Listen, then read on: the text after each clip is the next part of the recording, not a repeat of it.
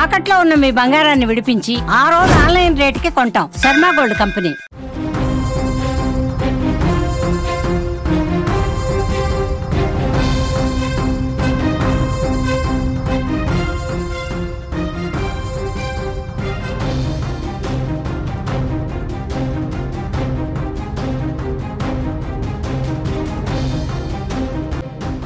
మొదటి దెబ్బకే పాకిస్తాన్ కుప్ప కూలిపోయింది. మొదటి దెబ్బకే భారత్ తిరగబడ్డ మొదటి దెబ్బకే పాకిస్తాన్ రక్షణ వ్యవస్థంతా సర్వనాశనం అయిపోయింది. ఎప్పుడైతే పాకిస్తాన్ కశ్మీర్ సహా కశ్మీర్, రాజస్థాన్, పంజాబ్ల పైన దొంగ దెబ్బకు ప్రయత్నించిందో అప్పుడే భారత్ కోలుకోలని దెబ్బ కొట్టింది పాకిస్తాన్ని.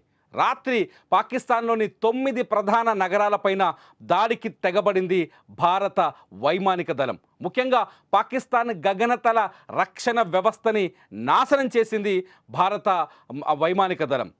లాహోర్ సహా 9 రాష్ట్రాల్లో 9 నగరాల్లో ఈ అటాక్స్ జరిగాయి. 9 నగరాల్లో అక్కడ ఉన్న రక్షణ వ్యవస్థలు మొత్తం నాశనమయ్యాయి. ఒకసారి చూద్దాం. లాహోర్ సహా రాత్రి భారత వైమానిక దళం, భారత డ్రోన్ వ్యవస్థ పాకిస్తాన్లో ఏ నగరాల్లో దాడి చేసింది ఒకసారి చూస్తే చాలా స్పష్టంగా అర్థమవుతుంది. పెషావర్, ఇస్లామాబాద్, లాహోర్, ముల్తాన్, బహవల్పూర్, హైదరాబాద్, పాకిస్తాన్ హైదరాబాద్ పైన కూడా రాత్రి దాడి జరిగింది. అట్లాగే కరాచీ పైన. ఈ 9 నగరాలపైన రాత్రి భారత వ్యూహాత్మకంగా భారత సైన్యం దాడులకు తెగబడింది. మీరు విజువల్స్లో చూస్తున్నారు. ఒక 3 రకాల డ్రోన్లని, క్షిపణులని రాత్రి భారత సైన్యం వినియోగించింది. అందులో రుద్రం, ఇది దేశీయంగా తయారైన, మీరు స్క్రీన్లో కనిపిస్తున్న ఒక విజువల్ చూడొచ్చు, రుద్రం 3 అని మీకు కనిపిస్తోంది. రుద్రం ఈ క్షిపణి నిన్న లాహోర్లో ఉన్న ఎయిర్ బేస్ వ్యవస్థని సర్వనాశనం చేయడానికి ఈ క్షిపణిని వాడారు. At the same time Russia నుంచి దిగుమతి చేసుకున్న KH-31P, మీరు ఇంకో బాక్స్లో చూడొచ్చు, రష్యా నుంచి దిగుమతి చేసుకున్న, ఇది బాక్స్లో చూస్తున్న విజువల్లో చూడొచ్చు, ఇది KH-31P, ఇది రష్యా నుంచి దిగుమతి చేసుకున్న క్షిపణి.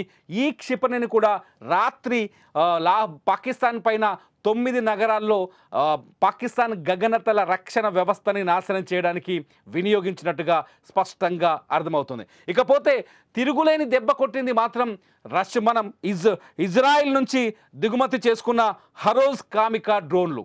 హరోజ్ కామికా డ్రోన్లు మొట్టమొదట పాకిస్తాన్ వెన్నులో వణుకు పుట్టించింది. సాధారణంగా మన క్షిపణులు కానీ రక్షణ అంటే వైమానిక దాడులు చేసినప్పుడు, లేకపోతే మిసైల్ దాడులు చేసినప్పుడు పాకిస్తాన్ కూడా వాటిని ఎయిర్లోనే పేల్చేయడానికి ఒక రాడార్ వ్యవస్థను ఏర్పాటు చేస్తుంది.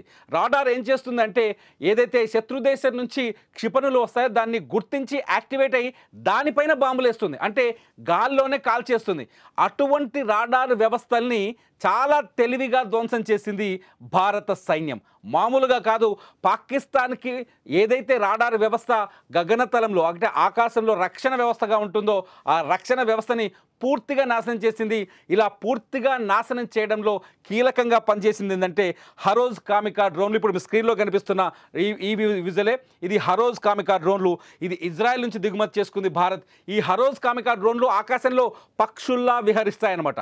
పక్షుల్లా విహరించి ఆ ఏదైతే టార్గెట్ ఉంటుందో సడన్గా ఆ టార్గెట్ పైన అటాక్ చేస్తాయి. ఇవే హరోజ్ కామికా డ్రోన్స్ ప్రత్యేకత. ఈ డ్రోన్లను వినియోగించి రాత్రి పాకిస్తాన్లోని 9 నగరాల్లో విధ్వంసం సృష్టించింది భారత సైన్యం. ఆ 9 నగరాల పేర్లు ఇంతకుముందే నేను చదివాను. దీన్ని సాధారణంగా suppression of enemy air defence, SEAD అంటారు. ఈ అటాక్కి suppression of enemy air defence అనే పేరు ఒకటి ఉంది. ఈ suppression of enemy air defence attack ద్వారా పాకిస్తాన్ గగనతల రక్షణ వ్యవస్థని నాశనం చేయడంతో భారత్ నుంచి వచ్చే వైమానిక దాడుల్ని పాకిస్తాన్ ఇంకా ఎదుర్కొనే పరిస్థితిలో ఉండదు. భారత్ నుంచి వేసే మిస్సైల్స్ని పాకిస్తాన్ ఎదుర్కొనే పరిస్థితి ఉండదు. 9 నగరాల్లో టార్గెట్ చేసి భారతదేశం ఆ 9 నగరాల్లో పాకిస్తాన్ ఏర్పాటు చేసుకున్న రక్షణ వ్యవస్థని దెబ్బ కొట్టడం వల్ల పాకిస్తాన్ పైన భారత్ మరికొంత వ్యూహాత్మకంగా ఉంది, మరికొంత ముందుకు వెళ్ళే అవకాశం ఉందని చెప్తుంది. నిజానికి పాకిస్తాన్ దగ్గర సొంత వ్యవస్థ ఏమీ లేదు, సొంత రక్షణ వ్యవస్థ ఏమీ లేదు. ఇది చైనా నుంచి దిగుమతి చేసుకున్న HQ-9 వ్యవస్థ ఒకటి ఉంటుంది. ఈ HQ-9 వ్యవస్థనే రాడార్ వ్యవస్థ ద్వారానే భారత మిసైల్స్ని కానీ విమానాలను కానీ లేకపోతే రాఫెల్ లాంటి యుద్ధ విమానాలు కానీ ఎదుర్కొనే ప్రయత్నం చేసింది. కానీ ఈ HQ-9 వ్యవస్థ లాహోర్లో రాత్రి నాశనమైపోయింది. నిన్న ఉదయమే లాహోర్లో ఈ దాడి జరిగింది. ఈ HQ-9 వ్యవస్థ పూర్తిగా దెబ్బతిన్నది. At the same time China నుంచి LY-88 డిఫెన్స్ వ్యవస్థను కూడా దిగుమతి చేసుకుంది. అంటే పాకిస్తాన్కి సొంత డిఫెన్స్ వ్యవస్థ లేదు. పాకిస్తాన్ గగనతలాన్ని రక్షించేందుకు విదేశీ వ్యవస్థలపైనే ఆధారపడింది. ఆ 2 విదేశీ వ్యవస్థల్ని సర్వనాశనం చేశాయి రాత్రి ఇజ్రాయెల్ నుంచి మనం దిగుమతి చేసుకున్న హరోజ్ కామికా డ్రోన్లు చాలా వ్యూహాత్మకంగా ఉంటాయని చెప్తున్నారు.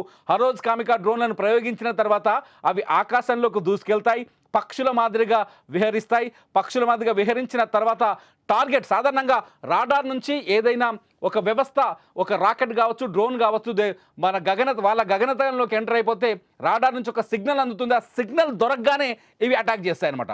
ఆ సిగ్నల్ దొరకగానే వెళ్ళిపోయి ఆ వ్యవస్థని నాశనం చేస్తాయి.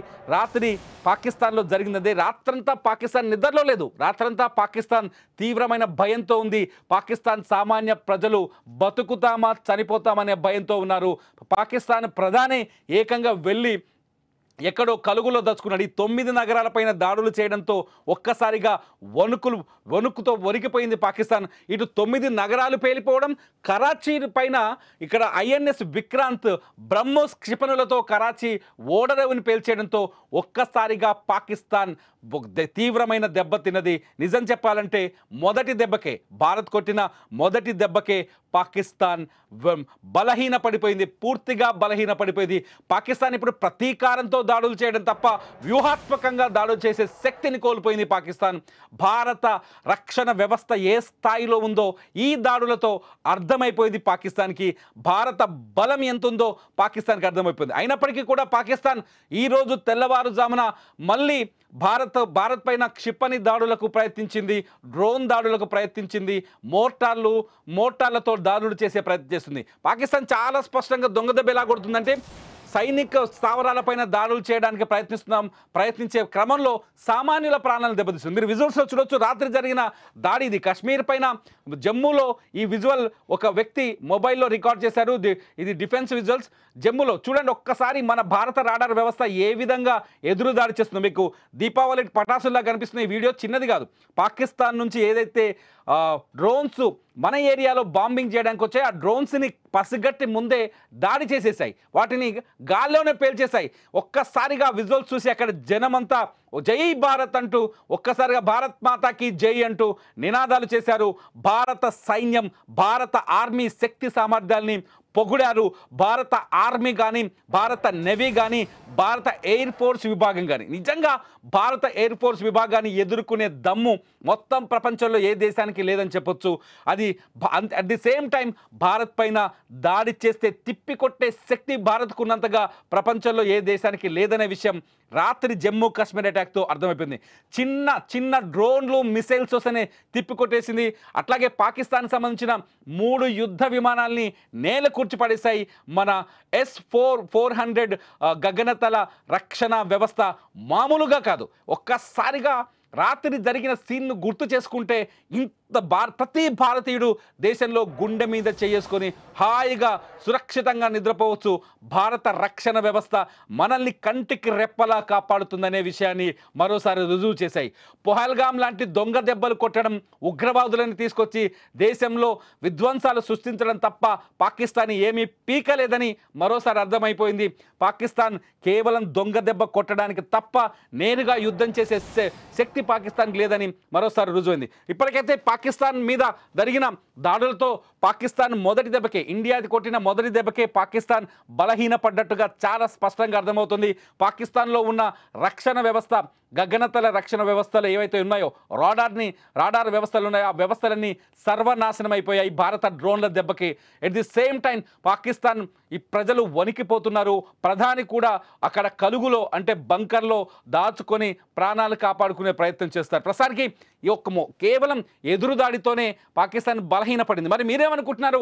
పాకిస్తాన్ని సర్వనాశనం చేసే శక్తి భారత్కుందా?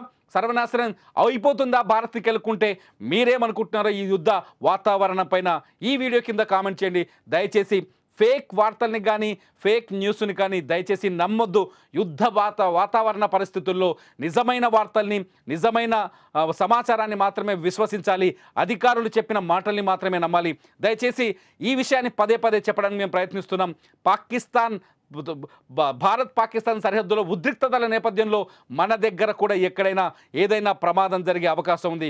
అందరూ జాగ్రత్తగా మేల్కొని ఉండాలని విజ్ఞప్తి చేస్తూ ఈ వీడియో పైన మీ కామెంట్స్ ఖచ్చితంగా చేయండి. మీ కామెంట్స్ బాగుంటే నేను మరో వీడియో చేయడానికి ప్రయత్నిస్తాను. చూస్తూనే ఉండండి సుమన్ టీవీ.